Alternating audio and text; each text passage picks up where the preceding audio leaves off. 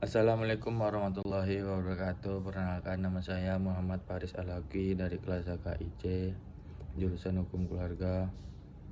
Saya akan mengerjakan tugas tentang studi Al-Quran dari bab 1 sampai 16. Bab 1, pengertian Al-Quran. Al-Quran menurut Al-Quran menurut istilah adalah firman Allah SWT yang disampaikan oleh malaikat Jibril dan redaksi langsung dari Allah SWT kepada Nabi SAW yang diterima oleh umat Islam dari generasi ke generasi tanpa ada perubahan. Menurut Andi, Rosa Al-Quran merupakan kode makna-makna yang bersifat doktrin, maka universitas saja juga tetap menilai kidomah lafalnya.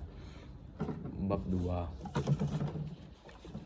sejarah Al-Quran. Al-Quran merupakan kitab suci umat Islam yang diturunkan oleh SWT kepada Nabi Muhammad SAW melalui antara malaikat Jibril. Al-Quran menjadi pedoman hidup bagi umat Islam dalam berbagai aspek kehidupan, baik dalam bidang akidah, ibadah, muamalah maupun akhlak.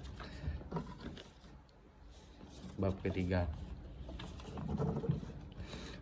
sejarah penulisan dan pembukuan Al-Quran. Praktik yang bisa berlaku dalam kalangan para sahabat tentang penulisan Al-Quran menyebabkan Rasulullah SAW melarang orang-orang menulis suatu dari kecil kecuali Al-Quran. Bahkan Rasulullah SAW bersabda sebagaimana yang diriwayatkan oleh Muslim, dan siapa yang telah menulis suatu dariku selain Al-Quran maka ia harus menghapusnya. Bab keempat, Al-Quran sebagai sumber hukum dalam landasan utama dalam sistem hukum Islam. Al-Quran menegaskan kedudukan sendiri sebagai petunjuk, manusia sebagai termaktub dalam firman Allah. Kitab Al-Quran ini tidak ada keraguan padanya, petunjuk bagi mereka yang bertakwa. Bab kelima, tahap taruhnya Al-Quran. Al-Quran pada masa Mubarak ada dinim juga malam Lailatul Qadar, yakni salah satu pada malam bulan Ramadan. Malam tersebut dinamakan malam Lailatul Qadar karena malam tersebut telah dipenuhi oleh berkah dan nikmat Allah yang ternilai, yaitu turunnya Al-Quran Karim. Lantar pada malam itu diturunkan kitab suci kepada Nabi Muhammad SAW. Bab ke-6, munasabah Al-Quran. Munasabah antara ayat dan ayat. Pada umumnya para penulis menjelaskan tentang munasabah antara ayat dengan ayat tidak diperbedakan mendasarkan setiap buku mengomentari hal ini telah mengulasnya dengan redaksi dan kandungan makna yang tidak jauh berbeda. Kedepannya dan pendepannya harus merupakan sedikit variasi redaksi yang ditonjolkan para ulama yang menulis umum sebaik bawah. Bab ke-7, sebab-sebab diturunkannya Al-Quran. Allah SWT menurunkan Al-Quran kepada Nabi SAW setiap waktu tempat secara berangsur-angsur selama lebih kurang 23 tahun. Suatu saat beberapa ayat itu turun adanya sesudah terjadi suatu kejadian atau beberapa peristiwa, dan ada halnya tanpa didahului oleh sebab suatu. Setiap ayat yang turun Nabi SAW langsung menyiapkan kepada para sahabatnya, dan sahabatnya pun menambahkan seluruh perhatian dalam menerima ayat-ayat Al-Quran tersebut. Bab 8, ruang lingkup pertumbuhan pengembangan studi Al-Quran. Ulama Al-Quran.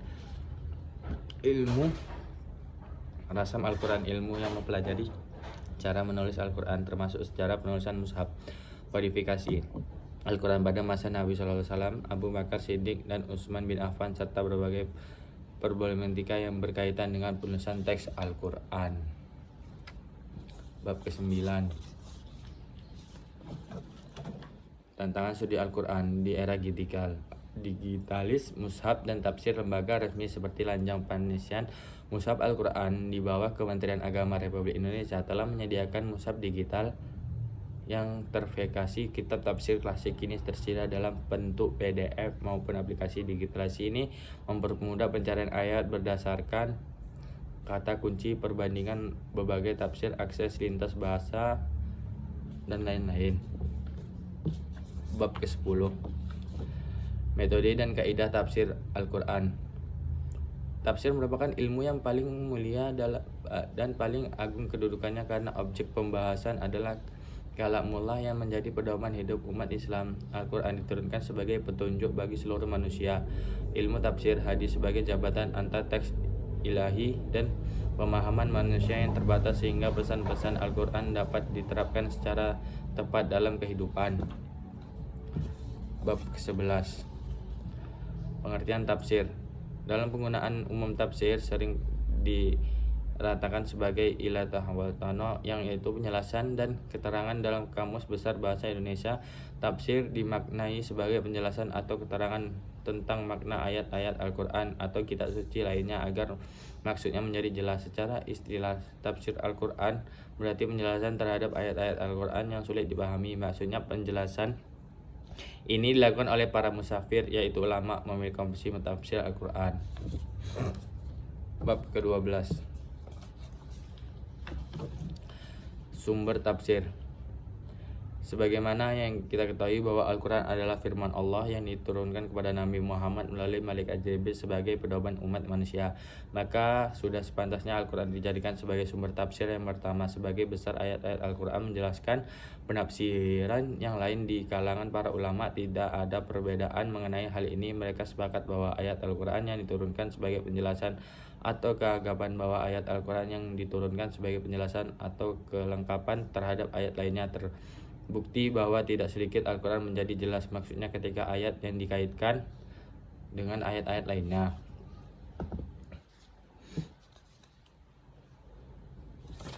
Bab 13.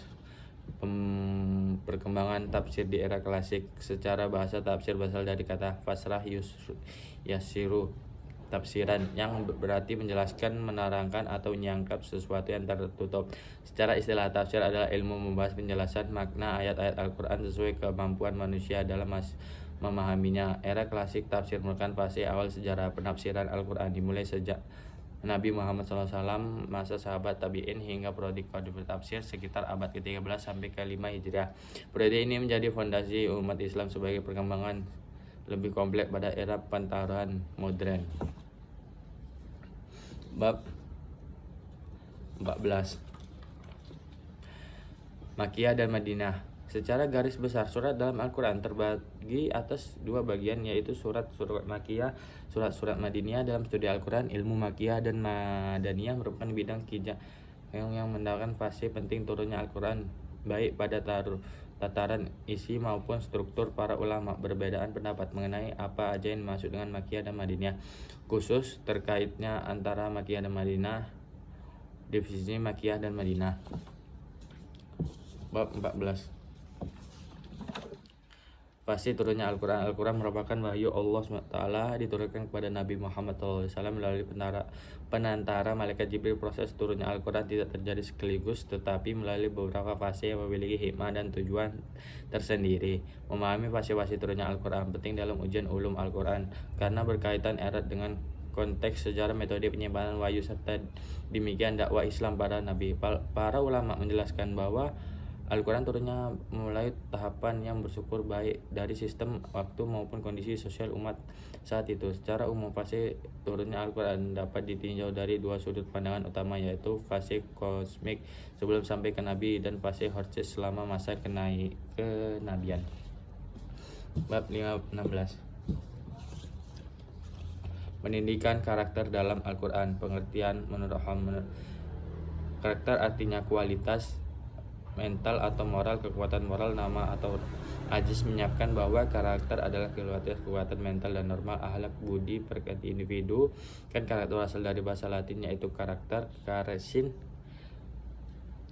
Menurut Gunawan, karakter merupakan nilai-nilai perilaku manusia yang berhubungan dengan Tuhan Yang Maha Esa, dari diri sendiri, sama manusia, lingkungan, dan kebangsaan, terwujud dalam pikiran, sikap, perasaan, perkataan, dan perbuatan berdasarkan norma-norma agama, hukum-hukum, tata krama, budaya, dan adat istiadat.